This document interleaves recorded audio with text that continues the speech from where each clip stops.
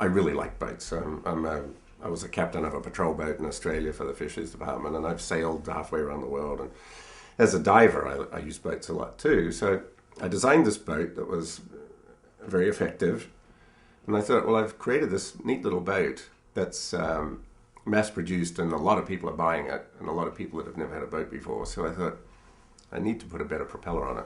What I did was, I froze the whirlpool in your bathtub. If you can imagine doing that, right? Well, this is a frozen whirlpool. And this is the archetypal shape of movement in our known universe. And every field of movement in our universe shares the same algorithm that the whirlpool in your bathtub has. Okay, so that's the starting point. And now we have a whole bunch of physicists and engineers that work on these algorithms and adapting them into the industrial world.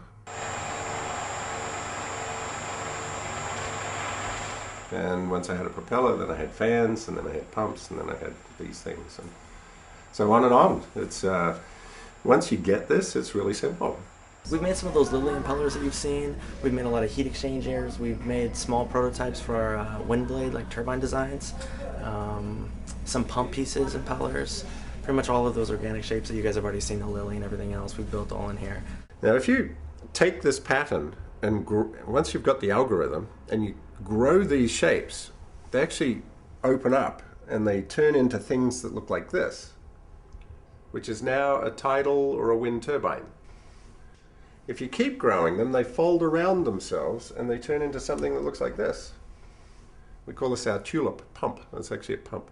Everything from spiral galaxies to weather patterns, whirlpools, particle decay and particle accelerators, and of course every living thing. And you know, if you this is Bryce Canyon, but if you put a lump of flat concrete in a river long enough, it'll turn into something that looks like that, because that has got less drag than a flat plate. This is an electron microscope photograph of a human skin pore. Nature's ultimate air conditioning system. And look at that. You've got a seashell and a tornado. You got a seashell and a whirlpool. And there's a firestorm. Exactly the same shape as a whirlpool. Because that's how heat moves as well. And look at this one. This is a seashell. And this is the cochlea of your ear. And this is DNA. DNA is not a parallel-sided thing. We see it as parallel-sided, but it's not. It's logarithmic. It's the same shape as this. So there are no exceptions. There it is there, and it looks like the X-ray of a lily. And we put that in a huge tank of water, and there's our device. And there's our competitor's device. And we do the job better. Well, most flow is looked at as two-dimensional. So if you've got a wing, for instance, let's say that's a wing, you're looking at the flow going over the top and under the bottom. You're not looking at the flow going this way. So everything in nature has three dimensions. Most of our science is really dealing with two dimensions, and most of our tools are as well. So you can see the spiral here in the end. That's a pretty familiar spiral you see in your whirlpool. And that's easily understood, but it's two dimensions. It's this dimension and this dimension. But look, we've got a third dimension. And you can see it's changing in the third dimension. That's very complicated. I mean, it's infinitely complicated. If you think about it, every living thing goes through a liquid phase in its development. So it takes on the geometry of turbulence. So every living thing on Earth has these geometries built into it. From the cochlea of your ear, to the spacing between your teeth, the size of your teeth, to, even if I look at my finger, the length of that in proportion to that bone and in proportion to that bone are the same proportions that you find in these spirals. So it's everywhere, curls of our hair. And so nature is able to produce 100 million different organisms on Earth. They all look different. Even 6 billion humans all look different. No one's identical. Even countless trillions of bacteria all look different. All snowflakes look different. And yet they're all built to this geometry. So there's some complexity here. To be able to have an algorithm that can give you infinite expression is quite a big deal to manage. And even our supercomputers aren't coping with this at all. So we're working with the people that create the best software in the world in fluid dynamics to evolve that software to accommodate this. So that's why it's taken a lot of effort to get to this point, but we've now mastered it.